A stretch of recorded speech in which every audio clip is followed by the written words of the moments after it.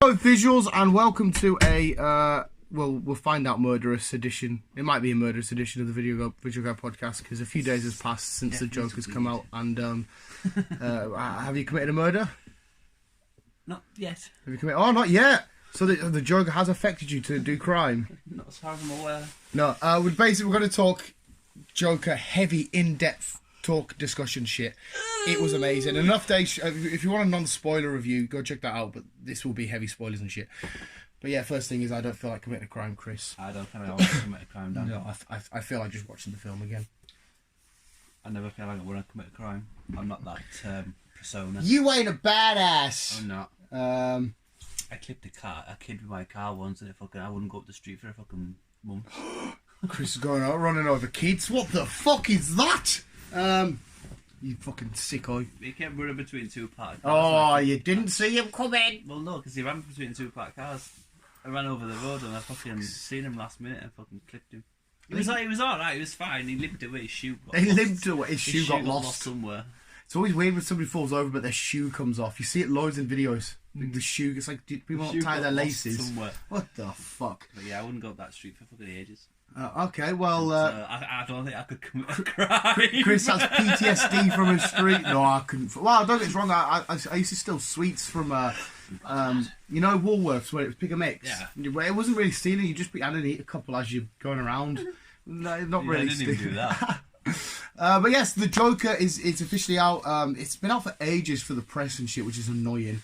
But it's out for the general public. Me and Chris went and absolutely smashed the shit out of it. 2 hours, 2 minutes of just sheer wickedness. Now, I've done my review and shit, Chris, but we're going to get your thoughts and opinions, and then we're going to sort of dissect and see where it's going, theorise and our own thingies. But first of all your thoughts. Your opinions? Well, we'll do yours first, okay, because the visuals have heard mine, then we'll get to mine. Well, I'll put a non-spoiler review up, so me and you could then get to the spoiler discussion. Right, okay. Well, like we said... Oh yeah, so I've already said it. Heavy spoilers, but there you go again. I do not want to commit a crime. Yes. However, I did enjoy the film very much. I think it's the best... What did I say yesterday? What was the... Origin. Yes, it was the best origin story I've watched in a long time. It was fucking awesome. And I think it's probably been the best film I've seen this year. I think it was fucking brilliant. It was phenomenal. Fucking Joaquin Phoenix... Brilliant part. Oh, yeah, like he pulled that off nicely. His laughs, his weight, his fucking weirdness. Yeah. He nailed it. And to play a character that's so mentally just deranged, and he's obviously mentally ill and stuff, and just, oh my god, you felt it. You felt what it was like, sort of his tipping point and that of being the Joker, and all the shit that was weighing down on him and all the shit that was chipping away at him. It was fucking... It was uncomfortable when you really think about looking at it. Like, we're watching this guy's mind slowly deteriorate. It was a bit of a strange one at first, yes, but... You said you thought it was a bit at first. Yeah, at first it's, what the fuck's going on here? But no, I persevered, and like I say, I'm glad I did, because it was a fucking phenomenal film. Yeah, because we're introduced to him like straight away, and obviously he's talking and stuff, and he's just laughing and laughing and laughing, like, what the fuck? And then obviously he pulls out the card, like, oh, it's a condition, he's got a fucking condition. But there was a great thing. I don't know if you picked up on it. I 100% picked it up on it, and I said it in the non-spoiler review. But I think that they visualised, because the amount of times they went, the binmen are on strike. Sorry, the bin people, the rubbish people are on strike. There's rubbish bags everywhere. It was sort of like a visualisation of the city deteriorating, like symbolising the deterioration of the mind. It's Gotham, though. Gotham's always been a... Yeah, but they went out their way to just mention the binmen are on strike. Yeah. Near enough every other shot, there's just rubbish bags everywhere, so the streets are rotting away and deteriorating, just like we're watching Arthur Fleck's mind deteriorate. I think I picked up. I think that's what they were going for. But I also noticed straight away at the start when he gets battered with the sign. When he's laying down, his flower's leaking. I noticed his flowers. Yeah, and obviously that's a traditional sort of Joker gimmick to spray his Joker toxin in people. I don't know if they were trying to make a funny little Easter egg there or not, but there's a reason why that leaked. And I just noticed it. Thought, his flower's leaking. He's fucked up a lot of people with He's got leakage. He's got a man leakage. What was your... If you've got a best takeaway? I know my bit, like, 100%.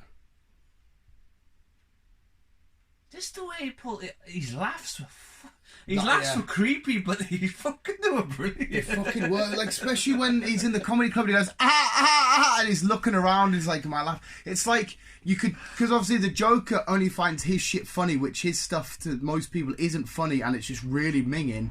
And the other stuff that other people are finding funny, like he writes down sex stuff, always gets laughs. He's forcing himself to laugh because he's like, I don't understand this. This isn't funny because they're not talking about murder or anything like that. And he's just sort of like forcing a laugh out. My favourite key moment straight away was when the two guys come to his house, the small dude and the big guy, and you see that like instant change from Arthur Fleck to full on Joker. Yeah. Where he's just killed the big dude. And then the small English guy, because he even does like a little English accent imitation, and he's trying to get out on that, and it's too small. He's like, "No, you're the only one that's nice to us. You can go." It's like that was pure Joker-esque. It was a fucking brilliant film, and I don't think we need a sequel. I think we should leave it as that. I see. Yeah, I agree, and at the same time, I disagree. It's fucking frustrating because I've already seen a few videos by like Looper and stuff of how this could link onto Robert Pattinson's The Batman. And as much as I would love to see Joaquin Phoenix's Joker go up against the Batman, that'd be amazing. But if this was how it ends, I could live with that because of the way it ended. And basically saying, "Oh, you won't understand this joke," which was a fucking phenomenal little sequence. Yeah. Explain that sequence, Chris. Sorry, I was just watching that. Oh, he's doing it. Explain the final joke where we get to see the... Oh, yes, the final joke. Obviously, when he's locked up in chains and fucking whatever else. And yeah, I assume laughing away at himself, as he always does. And then the kind of psychiatrist woman. Yeah, the doctor lady. Doctor, like, what you're laughing at? And you wouldn't get the joke, but as you said, it pans out to Bruce where his parents are killed in the alleyway, and AKA the birth of Batman. The birth of Batman. And I don't know if that's what he was in, because I spoke to you about this. I don't know if that's what he was interpreting or not. But it's like he was laughing at what he had created, because obviously he didn't mean to create Batman. It was a chain of events. Chain of events, thank you, Chris. That started to his death, because obviously we get the Joker going on national TV, causing riots and uprising and shit. Yeah. Which then, because he mentions Thomas Wayne, which then led to Thomas Wayne getting killed. Which obviously, as soon as that happens, that's when Bruce, that's his path to becoming the Batman, starting right there. So it's like, he didn't mean to create the Batman, but he did. And when he says, "Oh, you wouldn't get the Joker," and we pan to that, and it's like, are you laughing at because you know what you've done? Because obviously we don't know what the joke is either. He's just laughing. We don't get it, but they take us to that shot. But that's the thing. Does he know he's done that? That's the question. Well, obviously, with the guy having no superpowers, you would have said no. But there's a reason why they went straight from "you wouldn't get it" to that. It's like, he knows what or unless they're just trying to imply that's what he's meaning or some shit like. But anyway, it was fucking amazing to see the fact he was laughing at that. Then we go to Bruce, and like I said, we got the shot of the pools and stuff like that. And I said to you about it being the best Batman movie without having Batman in it. Yeah. Because it's completely a solo Joker film. It's got fuck all to do with the Batman, but there is so much underlays and little sprinklings of the Batman in there. We're seeing Bruce, Gotham. It's like whenever you hear Gotham, you know Bruce's name, or you always just think of there's eventually going to be a Bat. Yeah, every time Gotham comes up, you know Batman's involved somewhere. Yeah, and it's fucking gnarly. So like, without having Batman in it, it was a small Batman film because obviously the Gotham, it's his universe. And I was like, that was a mint Batman film without having Batman in it. Even though it was just purely a Joker film. But I enjoyed it. I think it's brilliant. Which is weird thing to say, because obviously until like Venom and Suicide Squad and stuff, it wasn't completely common to have just a solo bad guy film. Or even you could even argue Deadpool as well.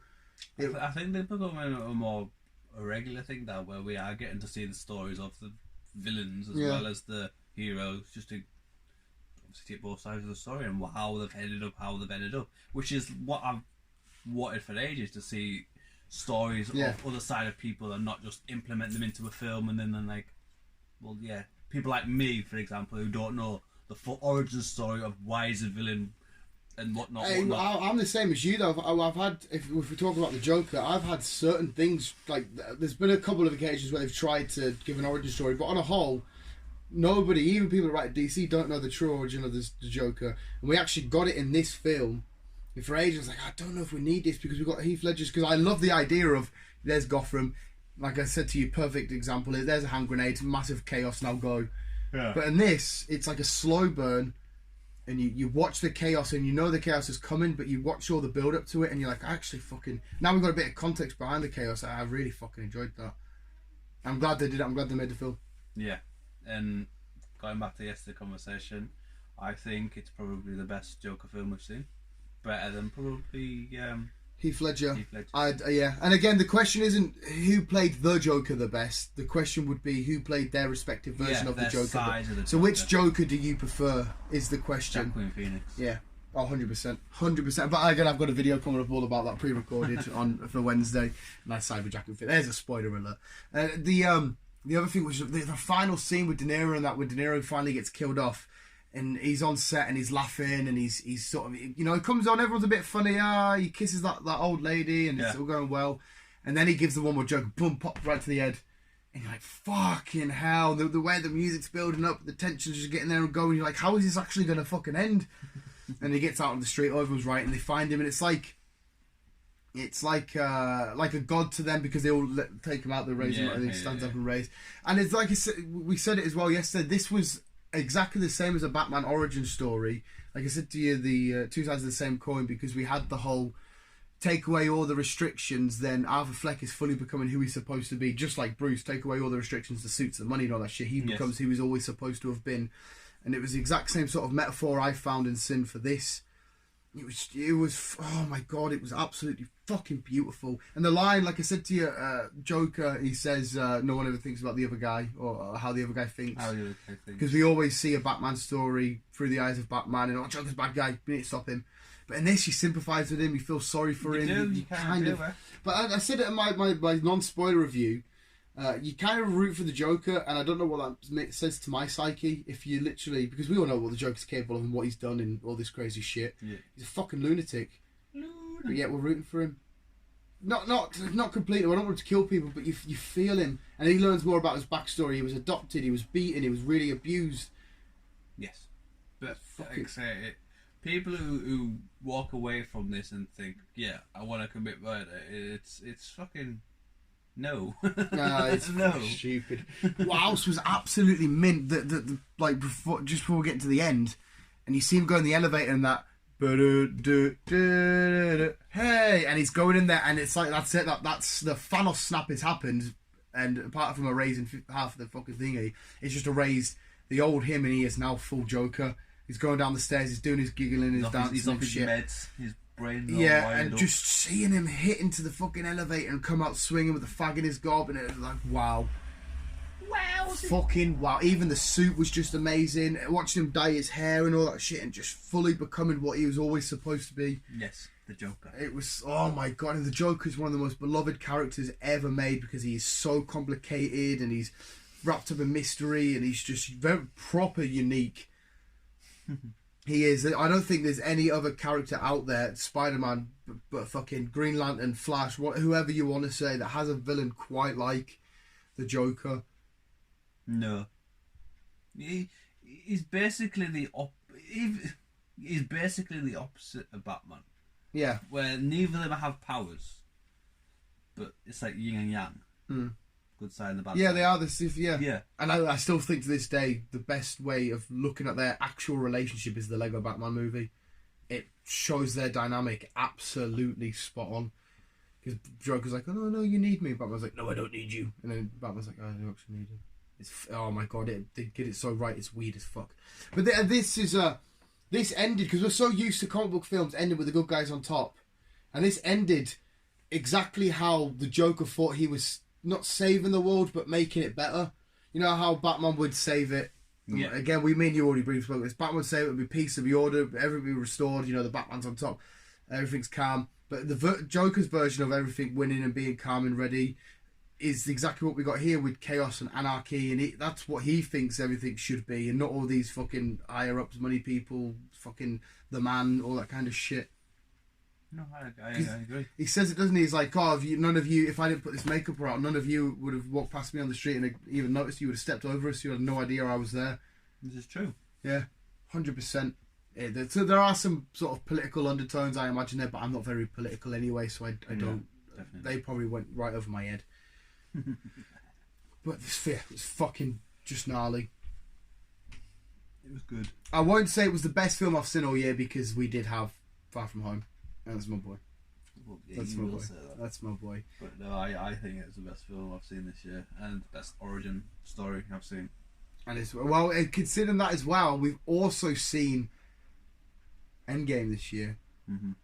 Also, it's better than Endgame for you. Oh, yeah, I did say to you it was Endgame level, like it was 100%, and that's what. Yeah, that's why it's so beautifully well written and well acted and shit. Is you got Endgame, this massive spectacle with every A-lister in the MCU, Cappy, Iron Man, fucking all of them. I think it's gonna walk away with some medals at Endgame, which would have got like. Yeah. Medals, some fucking awards. It is going to be tight because because usually superhero films don't really go much for the awards. They usually give it to other films. It is quite hard because if you come down to like best actor or whatever, and you've got the likes of like RDJ in there, and then Joaquin Phoenix and that, I'm like, oh fuck, who the hell do you go for? Because this is a one-off for Joaquin Phoenix, and he's already smashed it up there. It's going to be high at the box office, like I think this film. Oh, without a doubt. And another thing we said is, wow, DC. The last few films have been good with Aquaman shit, but DC have made a fucking phenomenal film. They have for once. They have made fair enough. We've had Wonder Woman, we've had Aquaman. They are getting better with the films, and obviously we've got more Wonder Woman, more Aquaman, and whatever else in the future. But the TV programs have always been their thing.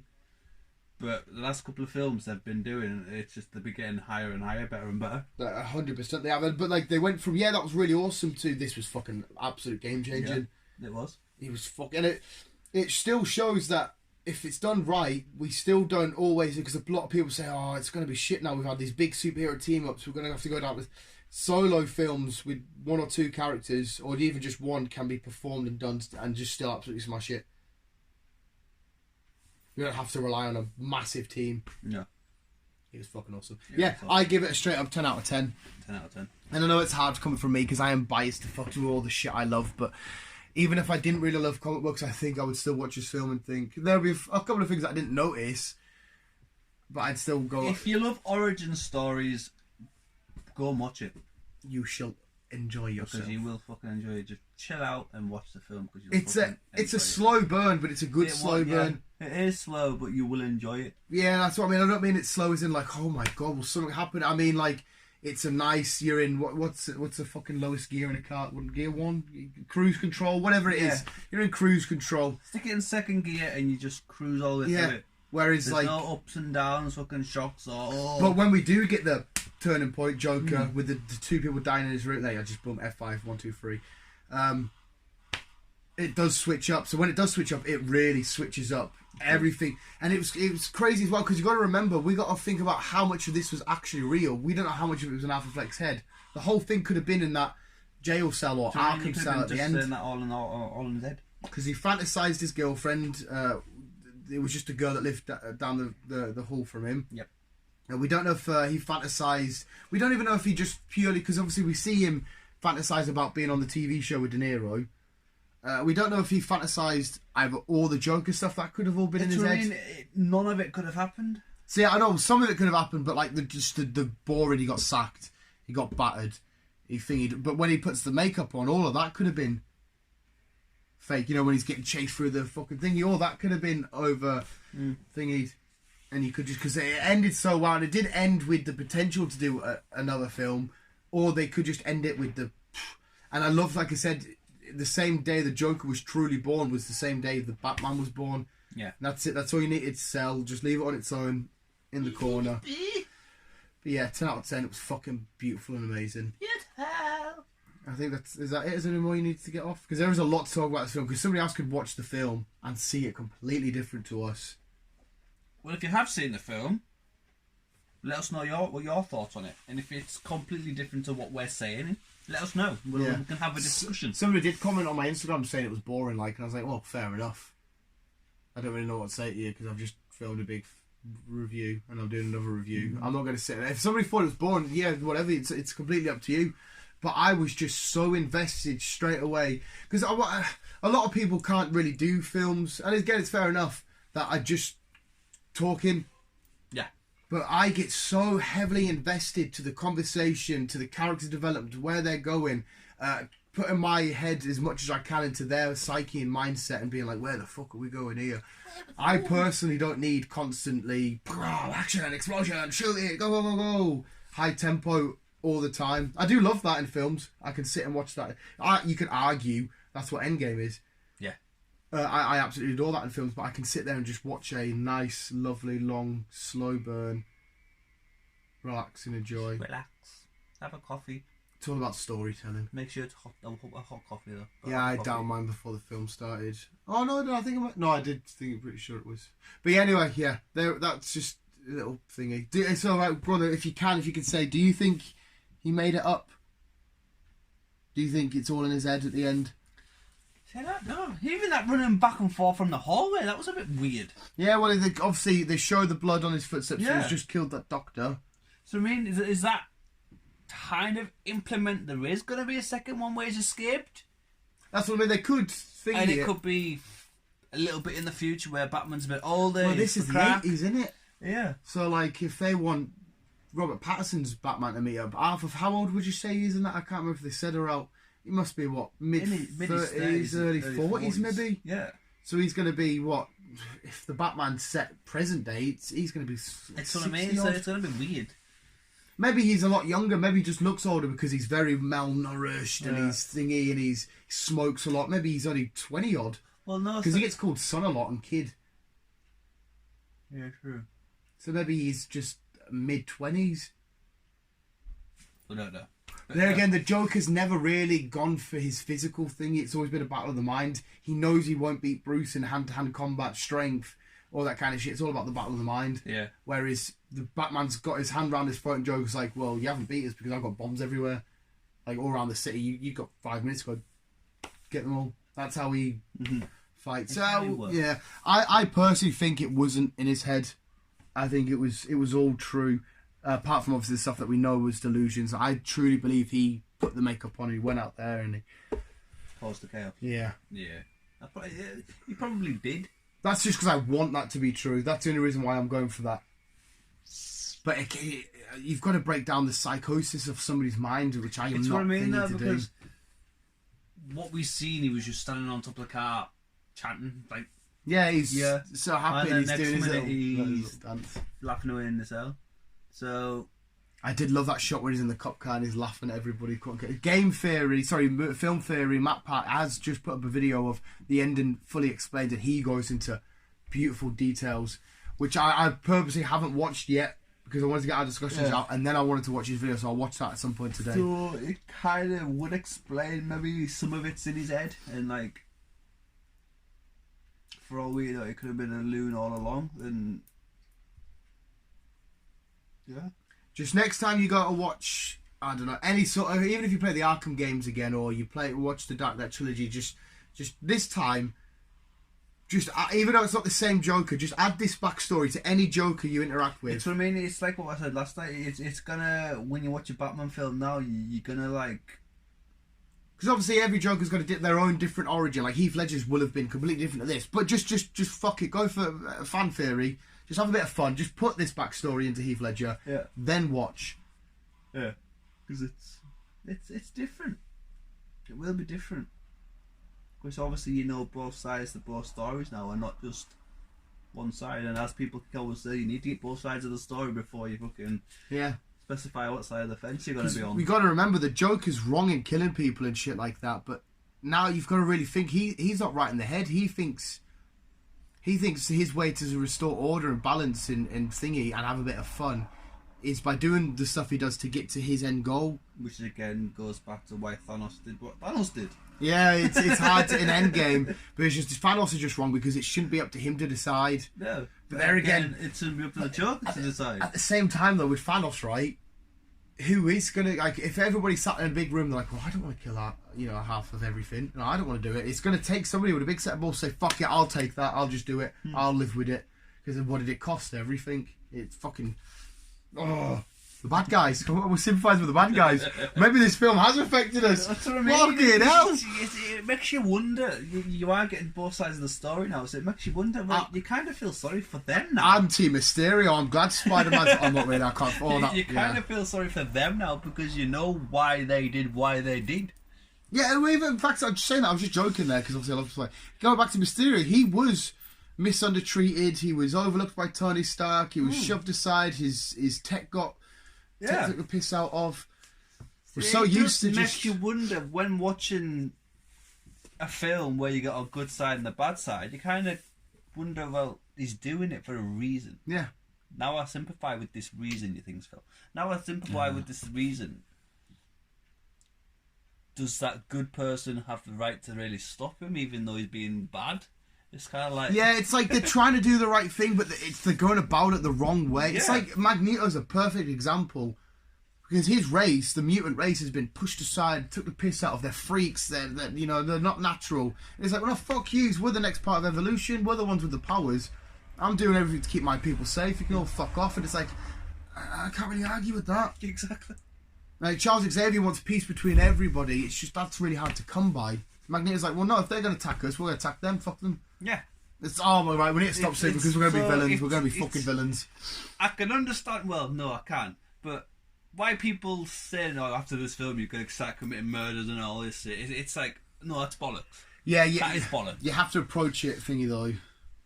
Like, if somebody went into the cinema and they genuinely had a mental health issue, and I don't want to try and dissect anything because I don't know enough about mental health. As far as I'm aware, I'm not suffering from it. Well, maybe I am. I'm a mum's boy. There's probably something to say there. You know what I mean? But like, if somebody is truly suffering from something, because films are supposed to influence us creatively and tell stories, and I was inspired by this, but in a good way. Like, if you're sound of mind, to be influenced in a positive way.